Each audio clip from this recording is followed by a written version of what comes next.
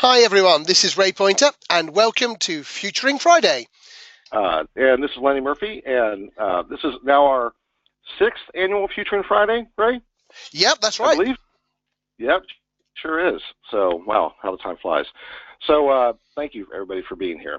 And Ray, do you want to give a shout out to all of our sponsors?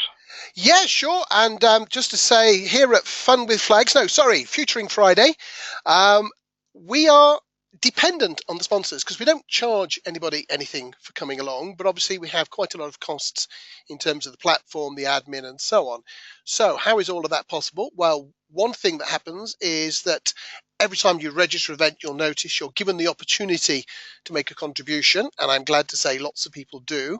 And that helps. But the really key thing are the sponsors. So Zappy Store, who come in as our platinum sponsor, make a really big difference, as do Dub, Melanie Research, Ipsos, Mesh, Happy Thinking People from Germany, Saros, recruitment company, SSI, Glimpsit, so one of the new smaller companies coming through there, AMAI from Mexico, Robust Research from India, Greenbook, our media partners, and our newest sponsors, Blue Yonder. So you can do us a favor by visiting their websites. If you ever speak to them at a conference or event, say, oh, I noticed you sponsor those nice people at NewMR. That will help us when it comes to renewal time. So please do that. Lenny, do you want to introduce our guests? I do. So we are honored today to have two of my favorite people. First, we have Melanie Courtright, who is the SVP of Global Client Services at Research Now. Hi, Mel. Hi, everyone. And then Kristin Luck, the founder and growth strategist of Luck Collective. Hello, Kristin. Hey, Lenny. All right. Ray, you want to give out some housekeeping before we dive in? Yeah, just a little bit more housekeeping. So we're going to look out for questions from the audience. There are two ways you can ask those questions. The first is you can simply tweet them out on Twitter using the hashtag NewMR. We did have somebody who forgot last week who's attended the last 20 events, but like earlier in the week, kept forgetting to put #NewMR. If you don't put #NewMR, we won't see it in all probability. The other way to ask a question is to use the GoToWebinar platform. There's a questions tool in there. Type in your question, and every so often, Lenny and I will be looking at Twitter and the questions panel to see what questions are coming in, and we will try to work them into the general discussion. We will often synthesize 2 or 3 questions together to make a single one. So as soon as that question occurs to you, ask it. However, there's one question that people always ask, so now we answer it in advance. When will the recordings be available? They will be available before Monday. Just about everything from this week. We've had 5 previous webinars this week. Pretty much everything is available already, and it will all be available by Monday. In fact, if you're one of those people who come in over the weekend, you might even see it then. So have a look out for any messages, check the website, and the recording should be available from there. All right. So, the theme of this is Futuring Friday. So obviously we are talking about what does the future hold for the research industry. Each of us have an opinion on that, obviously, in our own particular areas of expertise. And we're going to kick things off with Ray talking about tech adoption. So, Ray, what's your take on where we are overall in tech adoption?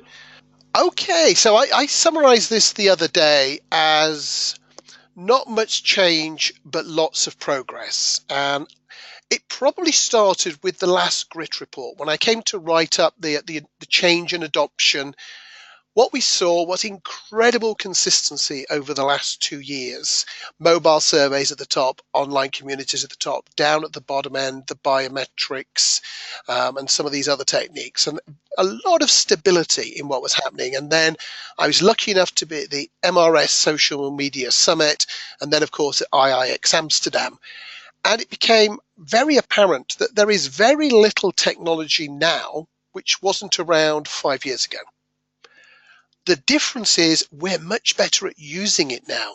People were coming along and saying, right, we're doing this and this and this. And clients were coming along and saying, almost as throwaway lines, oh, when we did some eye tracking and IAT, implicit association testing, in order to answer this research problem. They weren't talking about those technologies. They were talking about a research problem, and they mentioned them in passing. And what we saw again at the IIX in terms of the people winning the competition and driving forward, it was just much better tech used in a much, much better way with clients who are beginning to understand how to use this. And I'd add one theme to that, which is we're seeing so much more blended research where people are taking surveys and big data. They're taking communities and face-to-face research. They're taking qualitative research and mixing that with transactional data. We're taking social media data and mixing that with other sources.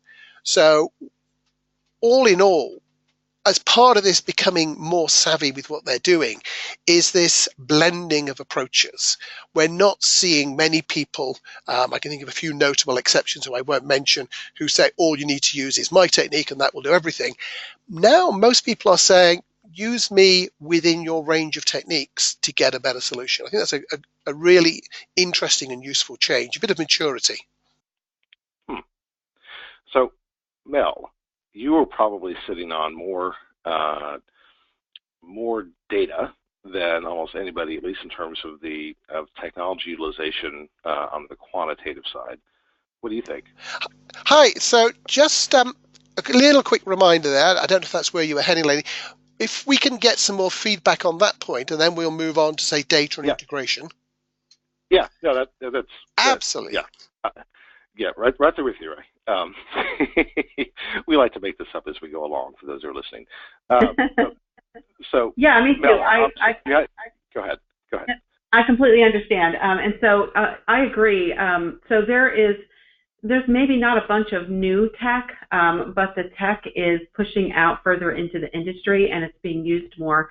And I do see a big, like what you really said that resonated with me, that I'm seeing all across the conferences and the clients and our clients, of course, is this blend of, people are calling it System 1 and System 2, or implicit and explicit, or qual and quant, or, all of the data kind of coming together. So we're definitely seeing that, and we're not seeing a ton of brand new ideas, but we're seeing a lot of progress in finally using tech to bring those ideas together. Kristin, what do you think? I'd have to differ on that. I honestly, I go to a lot of industry events, and, I'm kind of entrenched with both the technology side of the business, the full service supplier side of the business, and also doing a fair amount of work with brands and end users. And I honestly, I don't see a whole lot of movement in terms of the integrating tech. I mean, I think that, there's definitely an influx of tech providers and people coming up with new and interesting ways of doing things, but I'm not seeing the same sort of convergence between quant and qual that Melanie just mentioned. I see a lot of people talking about it, but I don't see a whole lot of people actually doing it.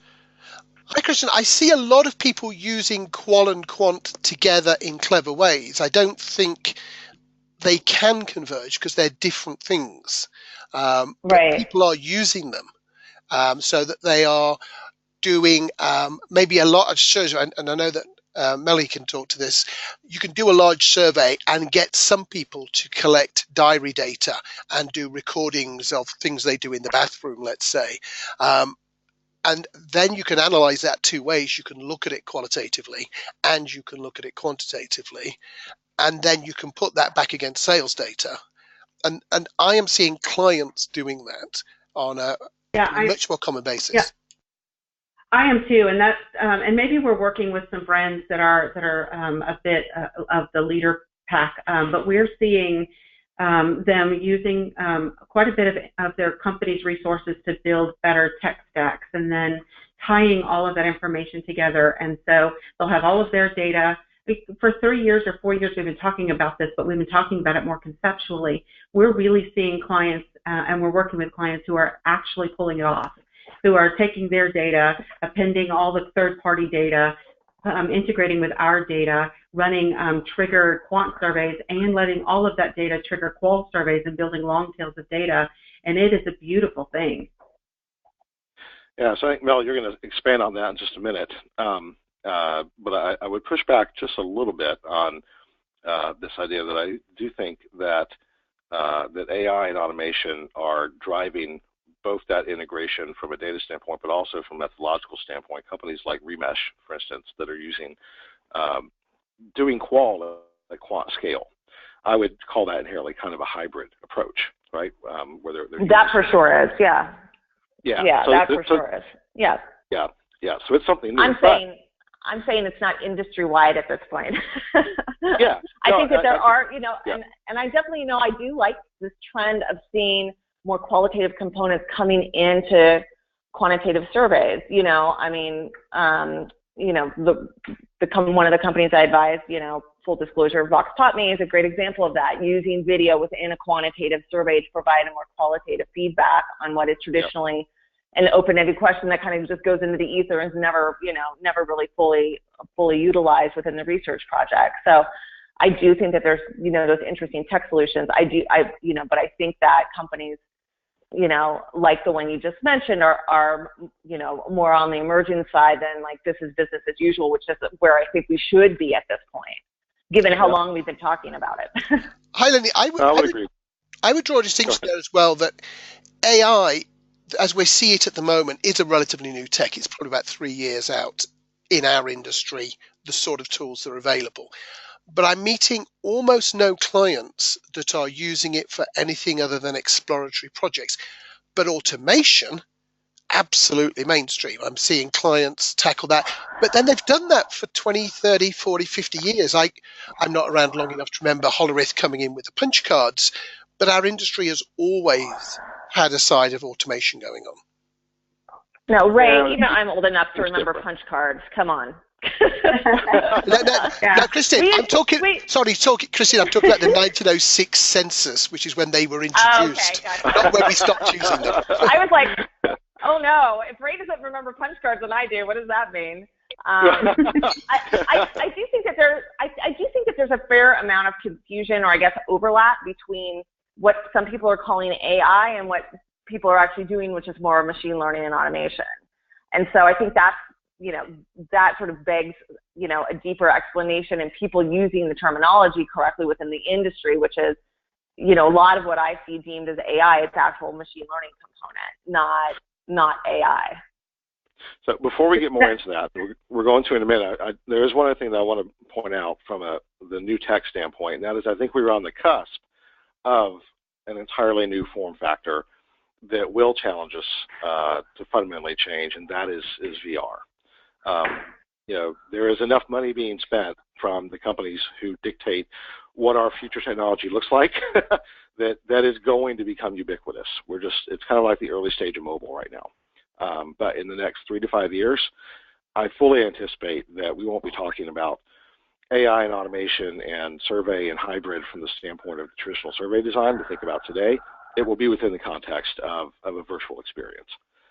So we're at a point of stasis right this minute, Ray, and I agree with that, but I don't think it's going to last very long. Okay, do you want to have a quick look at the questions panel and see if we can pull out one or two of those, Lenny, just while I disagree strongly with you there. I think VR will grow. I think VR will grow massively. I think it will grow massively. I think it could reach getting on for 0.5% of market research at some point in the 4 to 5 years from now. I think that there are some really significant problems of using it outside of a handful of situations for testing some sort of concepts, regular testing panels. I can see companies like Research Now and so on having VR equipped people where you can do all sorts of things. But the vast majority of things we are tackling, it doesn't improve and answer the client's questions faster. So I think we will see more. I think we will see a lot more AR, augmented reality, in use. But I really don't see that as being anything like as much of a game changer as, say, WeChat and messaging and WhatsApp and things like that.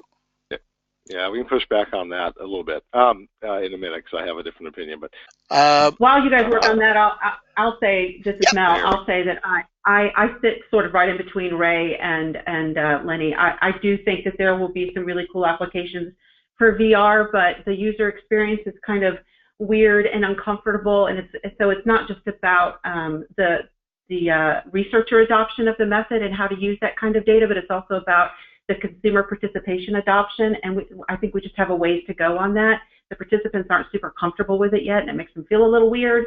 And so I do think it has legs, but I'm not sure how big the legs will get, at least not in the next three to 4 years. Yeah, it'll be well, for sure. Yeah, I think, well, and I don't know if you noticed, I think the press just came out yesterday, but Oculus Rift actually just lowered the price of their VR goggles to make them more accessible to consumers. And so I think that's, that's another big play too, which is as technology comes down in price, and becomes more accessible, then I think you'll see greater adoption and people being more willing to try it or adopt it as a main part of their life. Sort of what happened with Google Glass. It's like Google Glass came out and all the tech nerds got them. They were super expensive, and then they just kind of fizzled out. So I think there might be, a little bit of a consumer waiting game here, which is, they're gonna wait to see, hey, if the price is dropping, and is this technology actually going to last before they start moving in that direction. Okay, I've got a couple of the questions here. I don't know if you can see them, Lenny. I see them now, Rick. Go ahead. Yeah, okay, so we've got a couple about implementation. Do we think that the MR industry is moving fast enough in terms of adopting new tech? And what are the main blockers for us adopting technology, do you think? So this is Mel. I'll start with, are we moving fast enough? And the answer is no, and I don't know if we ever can. The consumer market is moving really fast, and they adopt things because the only people they have to convince to change are themselves. And so they adopt super fast, and it solves some pain points in their lives, and it becomes a personal lifestyle choice that they make. The research industry tests and retests and parallel, and we're not moving fast enough. We need to speed it up, but I don't know if we'll ever move as fast as some parts of the industry would like us to move as researchers, because of the homework we have to do on every new methodology. Yeah, I think that the reluctance to adopt quickly, Mel, to your point, is there's so many consequences for doing something incorrectly in this industry. And it's easier to do things that are tried and true and have been, methodologically tested and are sound, versus experimenting with something that might not work and might put you in a precarious position with a client. And so I think, that's why it's so important to have clients as advocates for new technology who are willing to take risks, who are willing to experiment, and are okay with moving away from like, hey, that's my normative database and things might change. I might not be able to compare it to norms I developed in the 80s anymore. Is that a bad thing? I don't know. But that risk-taking, I guess that risk-taking perspective is really, really important in terms of moving the industry ahead. Yeah, a lot of our clients. We're seeing clients doing that, spending, and for sure. Unilever, they're investing in startups. Yep. They're driving the conversation. Procter & Gamble, all of the large CPG companies have labs and innovation organizations internally Lowe's, that are doing nothing but Lowe's, right? That are just experimenting with new tech and driving it forward. And that's because they're not satisfied with the rate of research suppliers keeping up. So they're seeding the fields themselves, and often collaborate with research companies to help. But we are failing in leading, so they're leading us, and we have to adapt. A lot of our clients are finally realizing, are really coming to the realization that every day that they don't evolve is a day that their data actually gets less representative. And so they do understand now that they have to evolve with the consumer, and that lack of change is not actually, and trading off stability for representativeness is not a good trade-off. And so I am excited that a lot of our clients are finally seeing that they have to evolve. We just need to speed up the evolution process.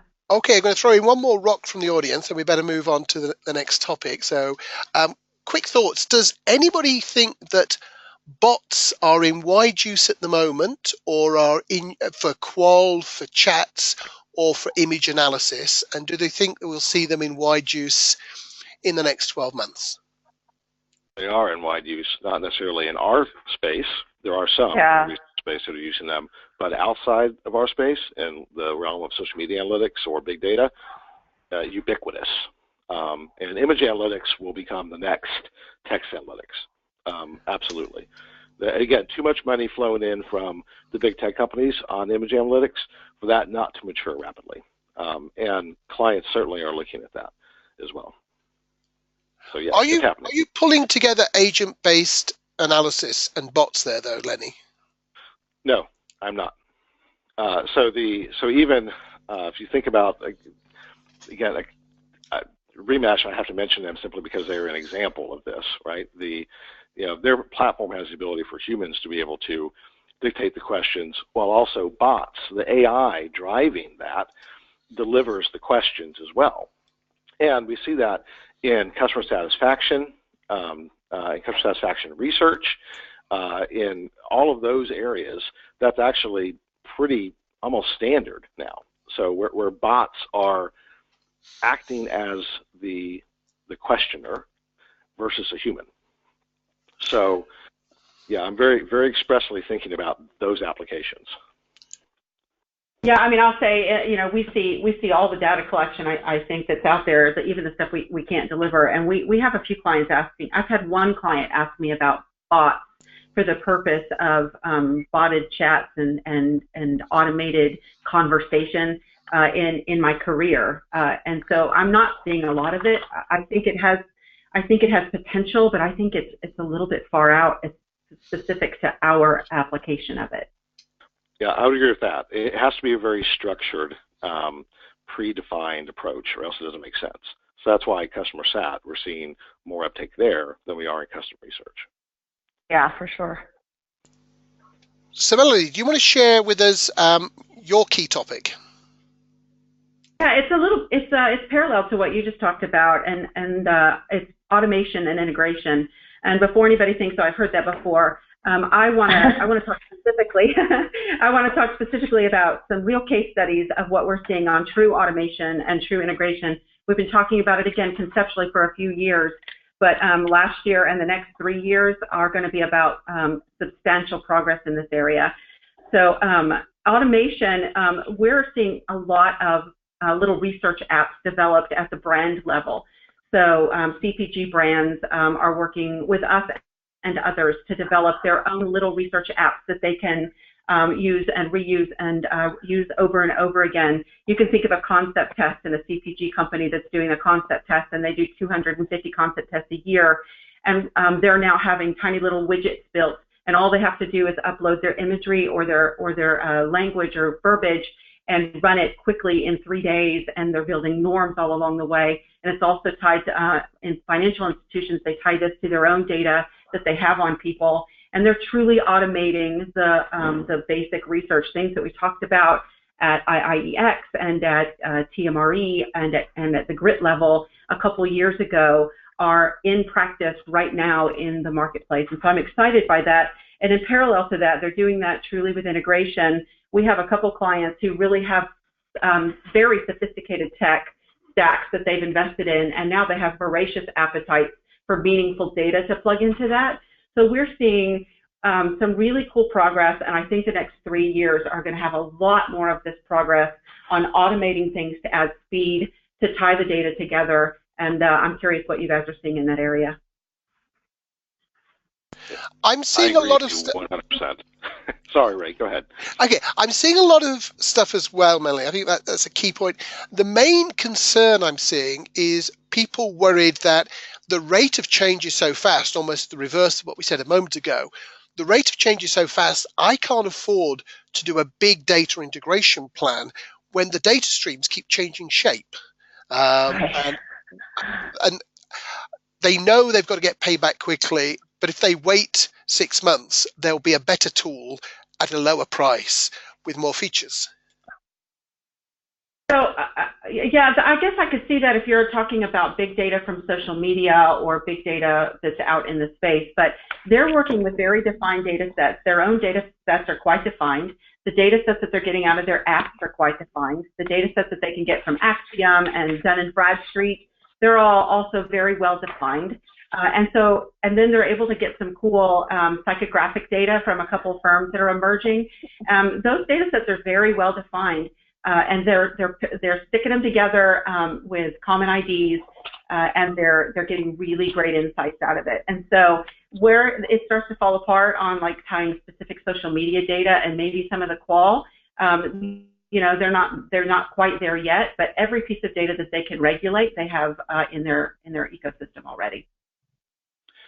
So what about the view on automation itself? I mean, obviously, one of our sponsors, Zappy Store, is one of probably the foremost example right now of taking IP and automating that. And I think that's a very unique idea, that it's not just trying to address a business issue from the ground up, but the idea of, look, there's tons of IP on how to do a good concept test or good ad tracking and or brand tracking, et cetera, and let's automate this process and make this efficient rather than trying to replace it with something new. And I think that's almost revolutionary for the industry from the standpoint of forcing us to change how we think about our businesses, because rapidly we're approaching getting into the IP business versus the data collection business. Yeah, and Zappy's definitely not the only company doing that. So as the winner of the IEX Innovation Contest in Europe last week was Dell.io, and theirs is a product blended with an expert network, and it's very automated products that tap into data that also comes from an expert network, which is a quali-quant sort of solution, but automated and productized. And then even Research Now, we have a marketplace that's specifically building these little research apps. And so there's a company out of India that's building research apps. And so this is a real thing that's really happening, and it's meaningful to brands because it can really speed up their learning cycles and their product cycles. That's the whole point. All of this is meant to speed up their product cycles and to keep up with an ADD consumer world who's evolving and whose attention spans are shrinking. And so they're radically speeding up their product life cycles. Yeah, so I agree with that 100%. And there's tons of companies going in this direction. I guess what's interesting to me is that we talk about AI and automation as some nebulous thing, but they're really not. And they are transforming our industry in a fundamental way that changes who we think we are, right? It's changing the very definition of what is proprietary, what is IP, how do we do that? And I think that has huge, profound implications for where we go from here as an industry. That's the true, it's not just cheaper, faster, better, it is revolutionary in how we think about what we do. Okay, I'm going to throw in another couple of questions from the outside on pretty close to this topic. So in terms of data integration and these sort of things, is the picture different in B2B than in consumer research?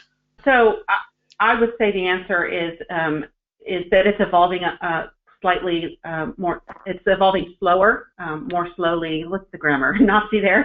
It's evolving more. It's not as quick, but the implications are the same. We're definitely working with a couple of B2B brands, and they're doing the same thing. In some ways, they have more data, but in other ways, it's hard to get like third-party data and append data for it. So it's evolving not nearly as quickly, but the implications are still there. The opportunities are the same.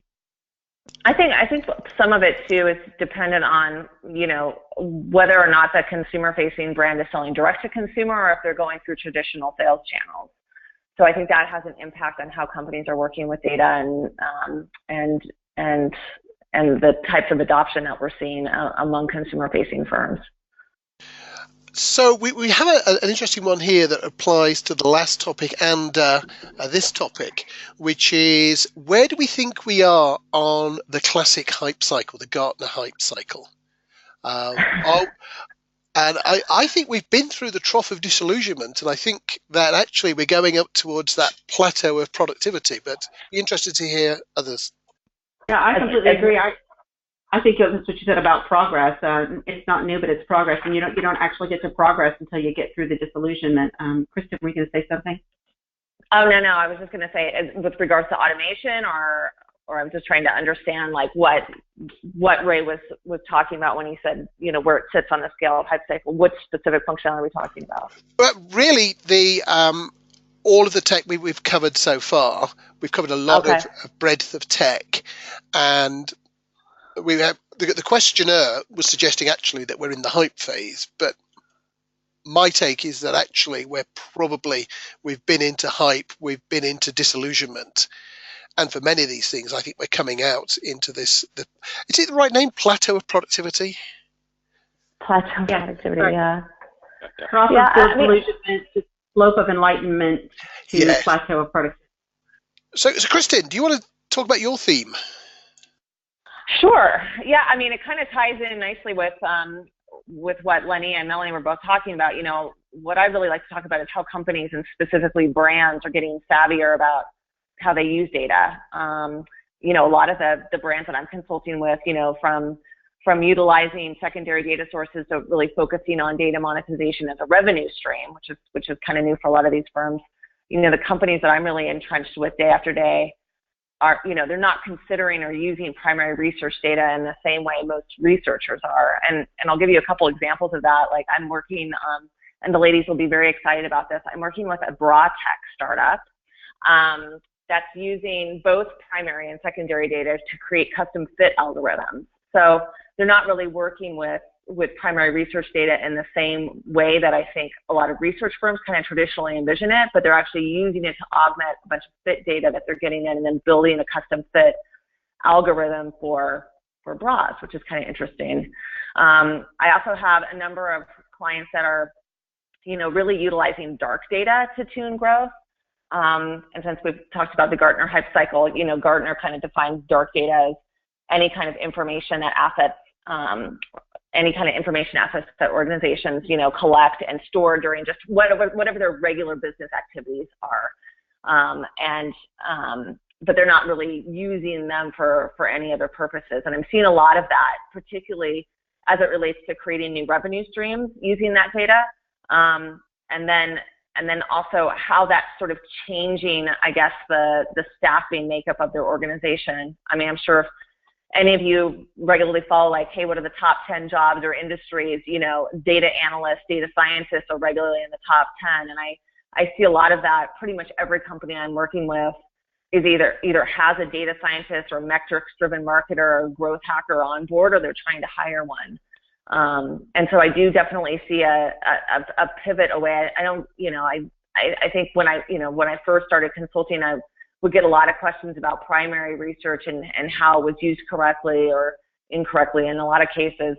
And now I'm getting called into more and more discussions where we really are talking about data monetization and how do we utilize the existing data streams we have internally, and then how do we augment that with primary research data. So I definitely see a pivot, at least in the organizations that I'm consulting with. So, Kristin, one of the questions out there in Twitter from Lisa was about, do we see digital marketers becoming the new insights leaders? And we could broaden that to say, do we see the digital marketers, the UX people, the data scientists, are they going to be the leaders? For sure. Yeah, at least and like I said, in the companies that I'm working with, those are the people that are really delivering valuable insights inside the organization, because they're able to dig into all of these ancillary data streams. And I think this is something, Melanie was talking about, is that, they're setting up their own dashboards internally. They've got their own data mining, process that they're using. They have an understanding of what those data streams are and what they look at, versus, trying to use a research firm to correlate and aggregate all that data for them, which can be really challenging, particularly if you're using, a traditional, I guess, data visualization platform or data aggregation platform like a Tableau or a Domo or a ClickView. Those can be really challenging in terms of working with primary research data. So I do think that there's a greater focus internally on how do we develop our own resources so that we not only own all of our own data, but that we really understand we're the experts on how to work with it. This is a good thing for the industry. Because when research is siloed into a research segment and they're creating insights that they're pushing out to the rest of the organization, can be hard sometimes to tie those directly to ROI. And that's we used to talk years ago about how do you prove ROI. But in a world where you're working more collaboratively with research and with marketing, and where you're getting into working dollars, into activation strategies, that ROI piece becomes much easier, and it really opens up a wide set of budget dollars to help that research can help fuel.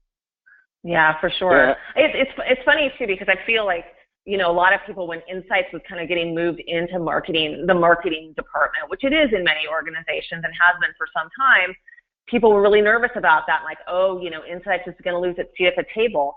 I think the research function is a lot more powerful when it's integrated with marketing, and also when it's integrated across the company overall, and that we're an active part of those KPI discussions and how we're tuning growth and how we're really moving the business forward. Yeah, but it's kind of the question of it depends on the industry, right? So when you're talking to an online retailer like Amazon, their view of even how they define insights and the role of insights in that organization is radically different than if you're talking to P&G, for instance. So there's a concern there, where I think that as data integration becomes more and more available to everybody through a variety of different tools, that sits within the analytics function, not in the insights function.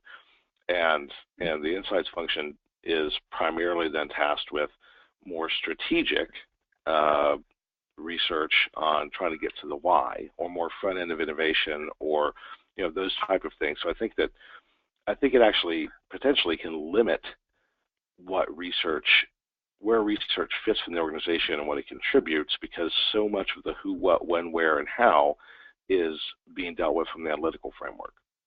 Right. Well, and Amazon is a very dramatically different business than Procter & Gamble is. I mean, Amazon's an online retailer. They're an incredibly metrics-driven business, and they can derive most of that data from their own activity, versus Procter & Gamble, who has more of a traditional sales model, and they're more reliant on primary research data and tracking sales through traditional sales outlets like a Walmart or a Target or one of the big box stores. And so and it'll be kind of interesting to see what Amazon does as they move into, now they're moving into brick and mortar, which is kind of ironic. So I see some real fundamental differences between those two business types. One of the things I'm seeing. Sorry, Lenny. Go ahead, Ray. One thing I'm seeing quite a lot, I'm going to quote Scott Miller here, which is people creating customer intelligence platforms, which I think comes back to what Kristin was saying there, where they're integrating multiple sources. And insights teams, in lots of cases, are part of that process. You're not going to own that process. You have to sit in the group, by and large, that runs the customer intelligence platform. And you want to be as influential, and you want to work with your colleagues who are data scientists and so on to do that. And there are a lot of organizations that I'm dealing with who have done that and have an integrated perspective. And I'm talking about media companies, retailers, more mortar than clicks in terms of the retailers, airlines, all sorts of companies, which are pulling together classical research with these other strands around a single platform, very often a dashboard. And I think the only times that doesn't work out well for the classic market researchers is if they stand off. If they're happy to be at the table running the project, that's fine. If they expect to be able to run things their way, it's a problem.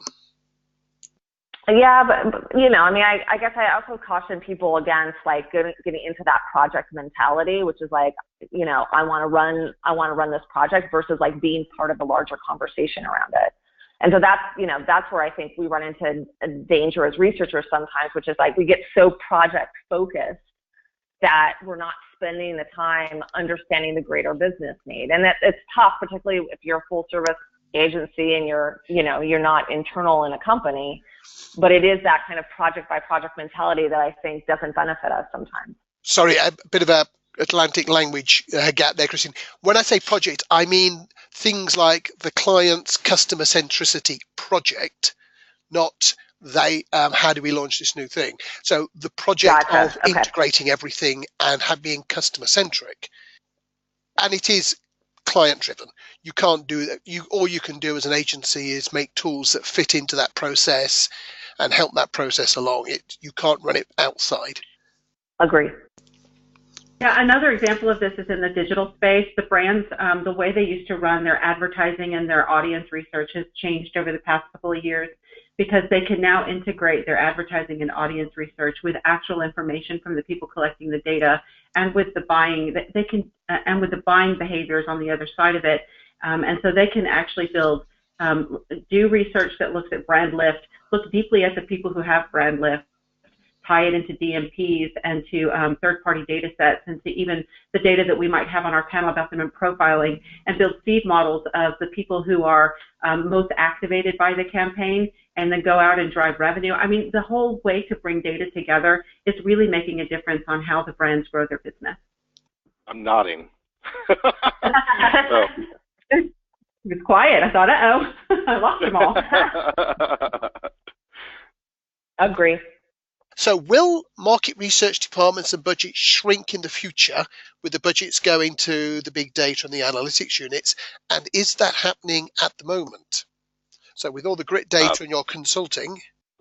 It is happening. I'm not sure it's an issue of degree.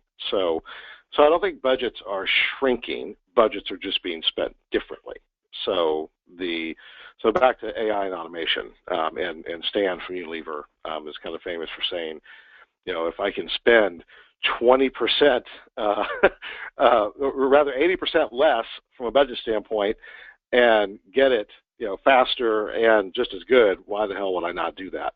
That mentality, I don't know a single client that is not looking at their research spend, particularly around tracking and testing, and are not reallocating that to automation solutions. Now, maybe not wholesale yet, but that is happening. So the budget's not shrinking, they're just spending them in a different way.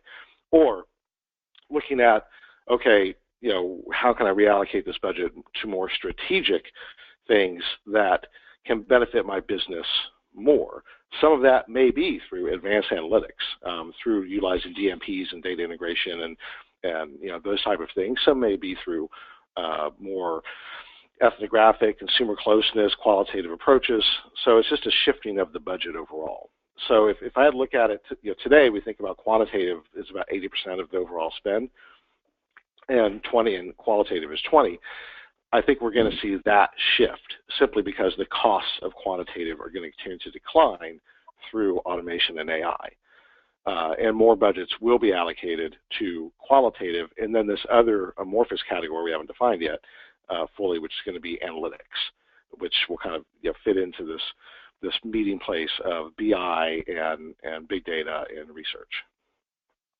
Lenny, how do you feel? How do you think companies like Knowledge Hound fit into that model? When I talk to Kristin Zolke about some of the stuff that she's doing, I think one of the things that she's really focused on, which I think a lot of clients are taking another look at, and certainly with something I know Mark Kushiznik from his days at Eli Lilly was really focused on, was better use of research data. And so I think that kind of fits a little outside maybe of the automation position that you were taking, but I think it does tie in because it is about creating new data mining tools and ways of accessing research, particularly across large organizations like Procter & Gamble or Eli Lilly, where there's so much decentralization going on that a lot of teams don't have access to data sets, so they're running the same projects over and over and over again, versus really maximizing, I guess, the value of that research data.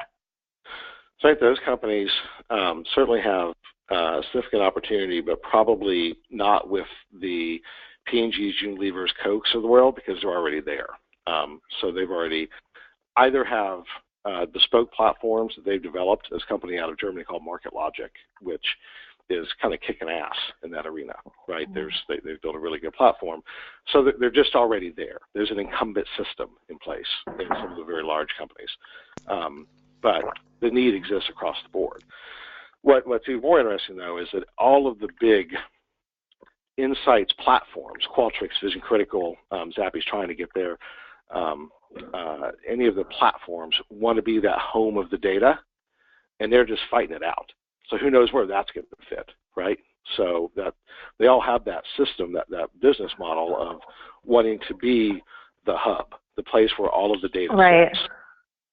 Yeah, I mean, and I think a lot of that, though, is driven by reporting capabilities, and that's one area where Qualtrics has traditionally been pretty weak, is on the reporting side of things. And so definitely I do see. I mean, certainly we did that, at Decipher. We actually even called our portal the hub because we wanted everyone to put their data in it. So yeah, I definitely think that there's positioning around that for sure. But I do think the reporting capabilities are a big piece of that. Or, I also see a lot of clients migrating to third-party reporting tools like Dappersy or Info Tools or even Tableau or Domo. Yeah. Tableau, Domo. I mean, Domo is an example. I mean, they're a $1 billion value company. From trying to address that business issue as a cloud-based service, and then let's not count out IBM, right? With Watson. Okay. Ray here, and with due deference to a company that I've got equity in, but I don't think any major player in their right mind is going to let a research platform be the main repository for the customer intelligence. It's going to be maybe Salesforce, probably Oracle, probably SAS, these big places like that. So there is good money to be made fighting this out over the next few years and to getting pieces of the business. But by the time it is completely integrated across the business, I think it's not going to be one of the homebrews coming out of the research world.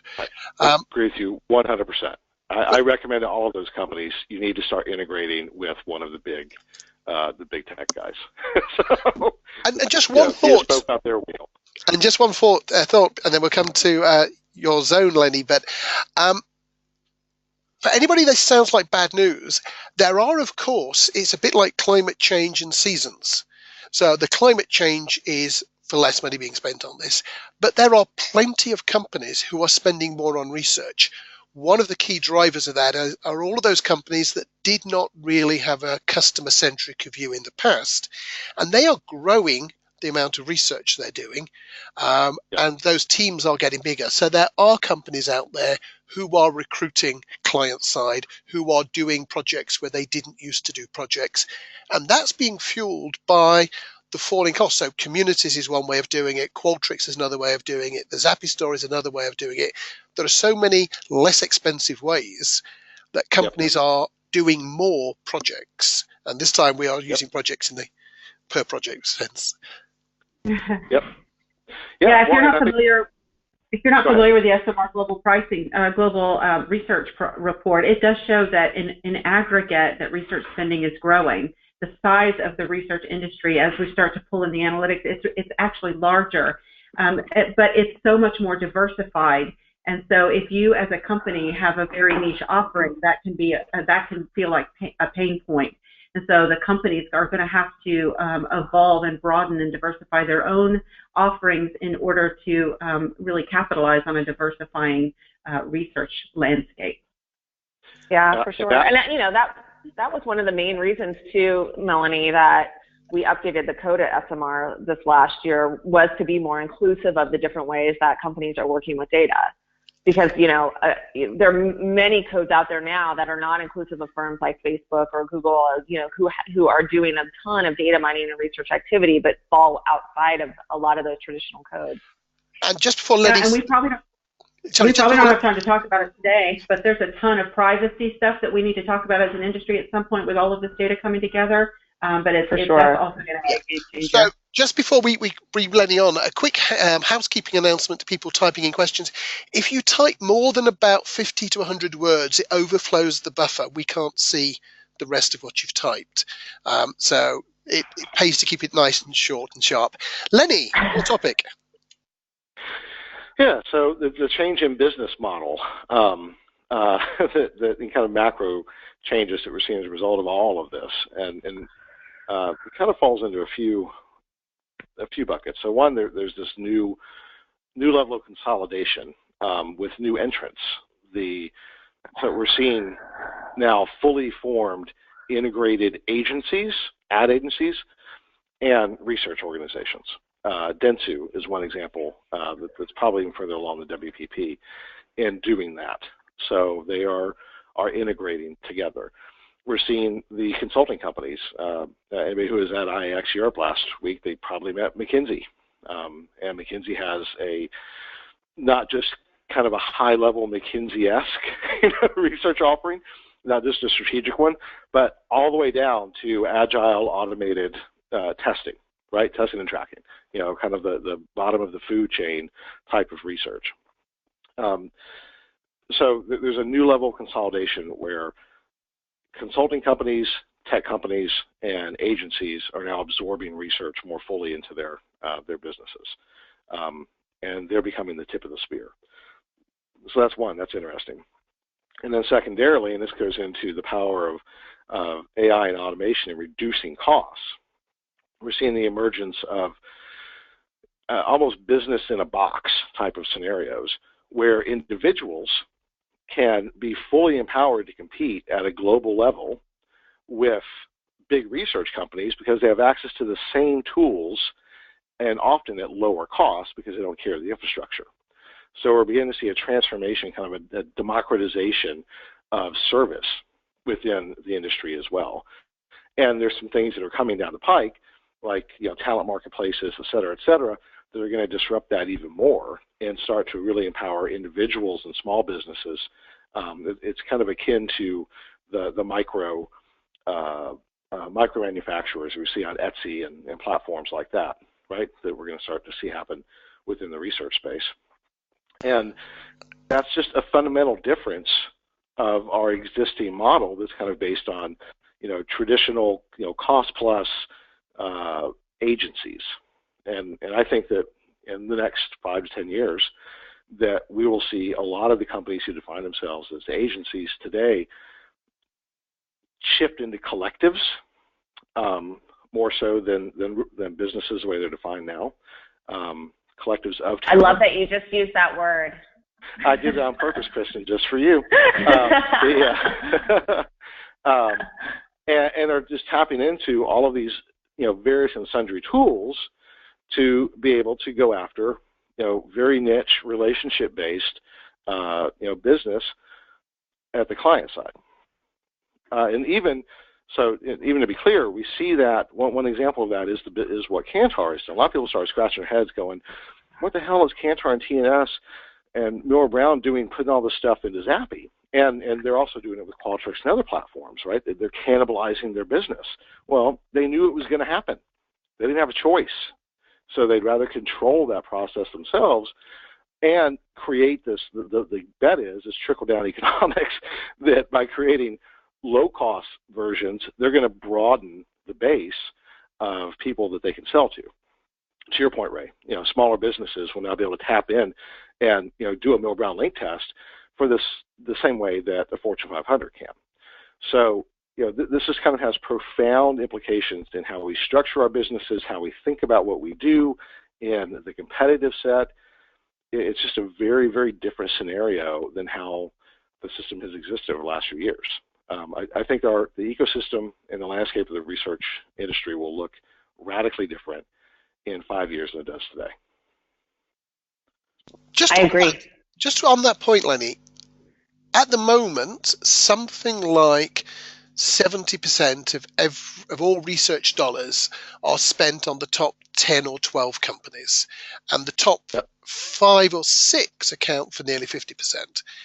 Will that change? I'm not saying it will be the same companies, but do you think that the hegemony of the few will change?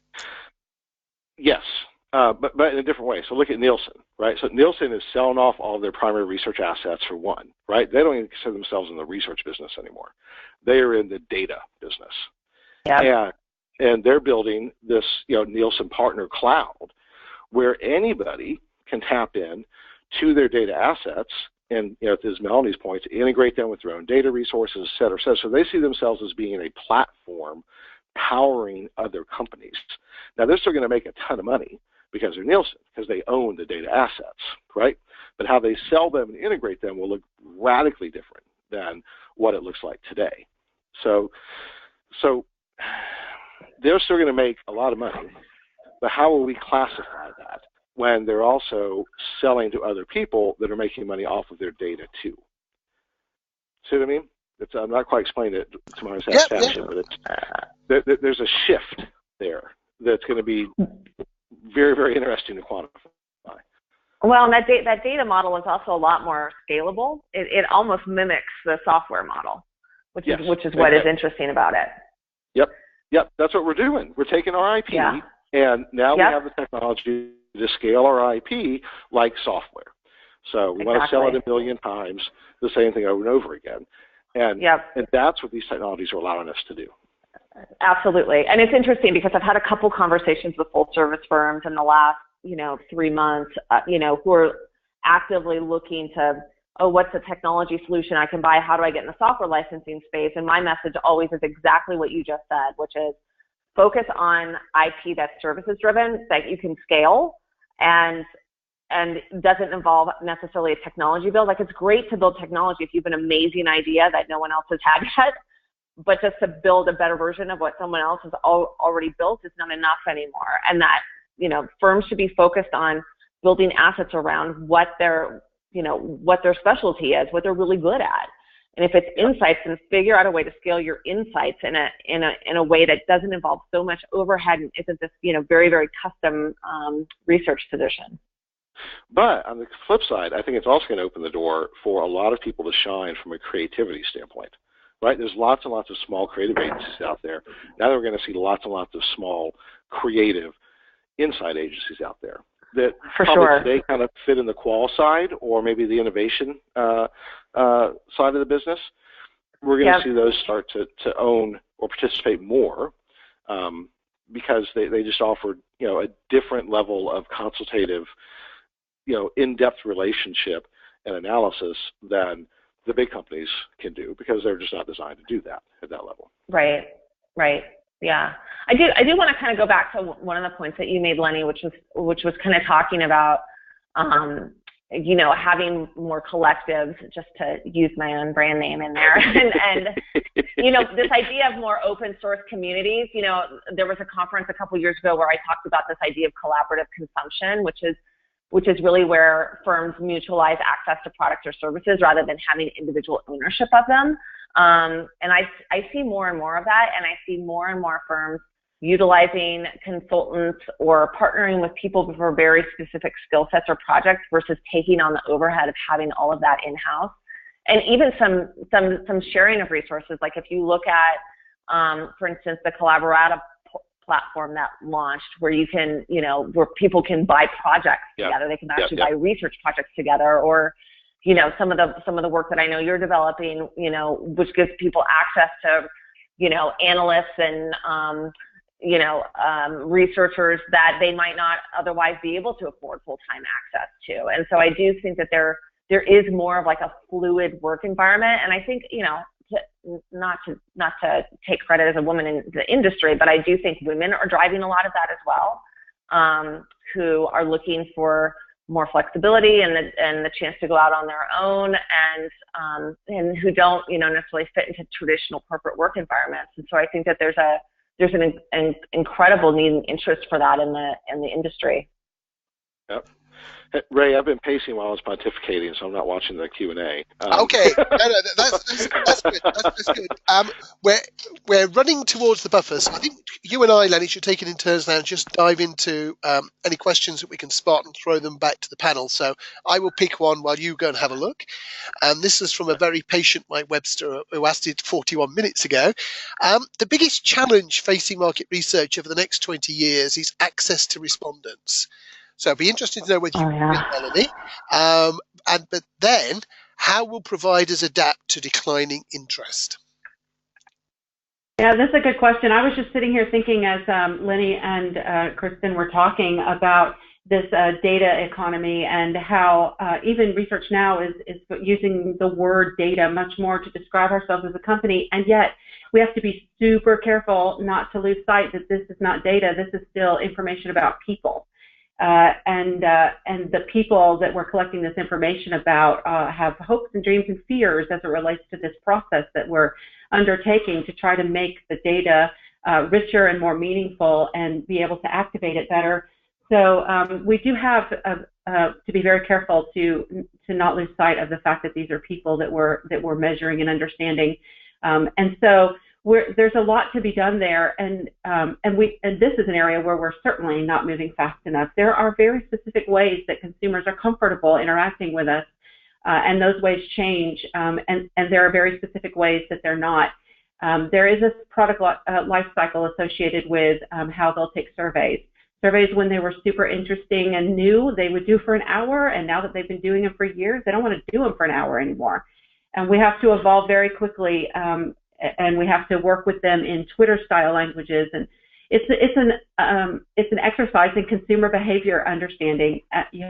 As researchers, we not only have to understand their buying behavior, but we have to understand their research participation behavior and modify our techniques to work with their behavior preferences. Yeah, I think a lot of the work that Annie Pettit did around that topic, and Melanie, is really important for the industry. Like her whole thing about humanizing research, and I know that she did publish a book about, people are not robots, and I do think that there has to be greater sensitivity. I remember this whole subject about survey length and participation came up on that panel that I think you and I sat on a couple of years ago at a conference where we had actual live respondents. I think Research Now actually provided the respondents for it. And I thought that was a really interesting discussion, because I do think that, we are failing to update our questionnaire so that they speak to people in normal human language and are pleasant to take. I still think that we're missing the bar on respondent engagement in a big way. And I was, Lenny, I was really surprised to see on the GRIT report that respondent engagement ranked so low in terms of importance when you were designing a survey. I was horrified by that. I was too. Yeah, that was scary. For everybody who didn't see that, we asked a serious question: what's important in designing the study? And respondent experience was at the absolute bottom of the list. So now we have done some follow-up research that will be released in the next few weeks on that topic, so maybe it'll help shed some lights on that. But it is a big deal, absolutely. As researchers, as an industry, our most important job is to understand consumer behavior and have it be predictive. We're not doing that in our daily jobs.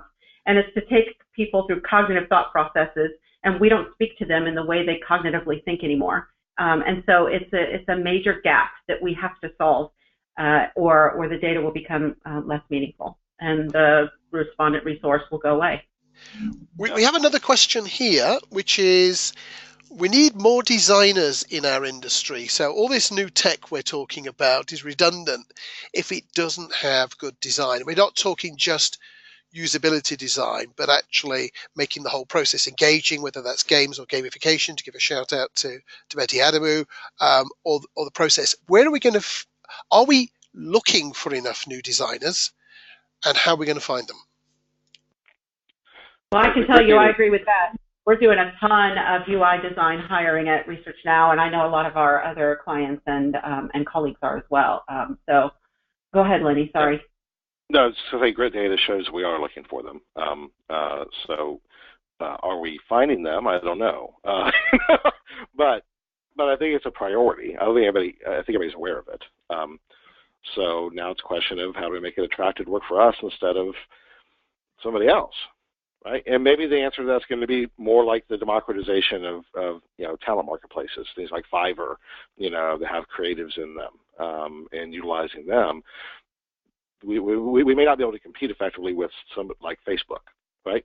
So we may have to get creative in how we think about hiring more creative designers ourselves that want to be more independent versus being employees. An interesting comment here, Lenny, which comes back to your point, I think, in many ways, although it's couched perhaps slightly critical of your point. There's over 6 million companies in the United States, most of which don't think of market research in the way that Procter & Gamble or Amazon does. That's absolutely right. I think most of them think of the standpoint of one, it's customer satisfaction research is probably the biggest piece of it, or they're not used to, because they can't afford the resources to do very structured testing and tracking or strategic research. So that is something now where we're seeing the change where we're trying to engage with those companies now, and saying, look, if P&G's done it this way, it's probably pretty great, You can trust it that it's structured correctly. But now we're going to sell it to you for $2,000 instead of $25,000, and we'll see if that carries weight. I think that it will. We know there's conversations happening where folks that are looking at taking that type of IP that's been tried and true and tested by big companies and now making it really cheap so small companies can participate. Lenny, there's a request for you to explain the phrase "biz in a box" a bit more. Business in a box. Well, it's actually I've got to give the credit for that phrase to Steve Phillips. But the basic idea is that now technology exists that you don't have to necessarily license you can access almost every resource you need within a business on a pay-per-use basis through a variety of platforms, whether that is human talent or technology or HR or accounting. All of those things are now available through a variety of platforms. The Biz in a Box idea is actually finding a portal that pulls all of those things together so that you can access any of those resources you need for both research and or for just business management on demand within one system. Okay, now there are probably some questions still out there because there is an absolute mess, but we have run into the time buffers. So Lenny, you have a closing question. Yeah, predictions. So let's run through really quickly what is everybody's prediction for the next few years. The one thing that you think is going to be most important to the industry that we will see manifest. So Kristin, how about you? Well, there's a difference between the thing that I think is going to be most important to the industry and whether or not people actually manifest it. I think I said in my prediction this year on Green Book, Lenny, that I make a prediction every year and it never comes through. So I don't maybe I'm not that great at predictions. I would say if there's one thing that you take away, and I know we didn't spend this much time talking about it on this call, like if there's one thing that we really need to focus on as an industry, it is respondent engagement. I mean, if you want to conduct primary research 5 years from now, gosh, we really need to get our ducks in a row on that. And I think it only becomes a bigger problem as time goes on. We can, and I say that because, if we're going to continue doing primary research and we're going to show the value of primary research, then the data actually has to be actionable and it has to be as good or better than the data that companies are getting from all of the secondary data that we've talked about today. And the only way that data is going to remain meaningful and actionable is if we have actual respondents taking the surveys that are engaged and paying attention and actually delivering good insights. So I can't stress enough how important that is. And again, horrified that it did not rank better in the Crit report. Yep. That's a good one. Mel, how about you? Yeah, well, that was great. That would have been mine, but now I get to have a different one. So thank you very much for that. Sorry, Mel. No, it's great. Like Mel. we do. So I'm grateful. Now I get to talk about another one that I think is important, and that's that if you have a business that is, I think that what bread and butter of research agency creation of revenue is really going to change. If you have a business that's really focused on things that can be automated and integrated away, the industry really needs to be thinking, and your business really needs to be thinking about what it's going to do when the automation and the integration takes that bread and butter revenue away from you, because it really is happening in the next 3 to 5 years. Yep, agree with that one too. So I'll give mine, then Ray, I'll give it to you to wrap up. Okay. We are entering the era of scalable non-conscious measurement now, finally, primarily via automation technologies through facial scanning, implicit text analytics, voice analytics. So embedding non-conscious measures in almost every single approach of research is going to become just fundamental. So those companies that have developed those technologies are sitting in a sweet spot. Look at Affectiva, for example. Rana, I mean, my God, they're plugging into everything, right? So they're playing inside the research space, outside the research space. Apple's buying up companies that utilize, facial scanning and facial coding. So that era has arrived. So we'll see when we start looking at adoption metrics, the idea of non-conscious measurement being at the bottom, that's going to change pretty rapidly, just like we saw with mobile. So it will just become part and parcel of what we do. Ray? For me, yeah, I'd certainly buy into this automation. There's going to be, it's going to be one of the biggest drivers of change. I think that we are going to see prices are going to fall. And I think the most interesting growth area that I'm seeing in terms of what suppliers are doing right is the growth in people whose job title is Customer Success Manager. People who actually understand your job is to make your client, not necessarily your client's company, that's their job, your client successful. How do I make the people who buy my service, who re-sign my service, more successful in their organization is a really switched on move. And I think we're going to see a real growth in that. Good stuff. I think we're done, Ray. Excellent. Thank you so much, everybody, especially Kristin, Melanie, and Lenny again for our 6th year. And we will see you again next year. Thank you very much. Bye, everybody. Thanks, everyone. Bye, everyone.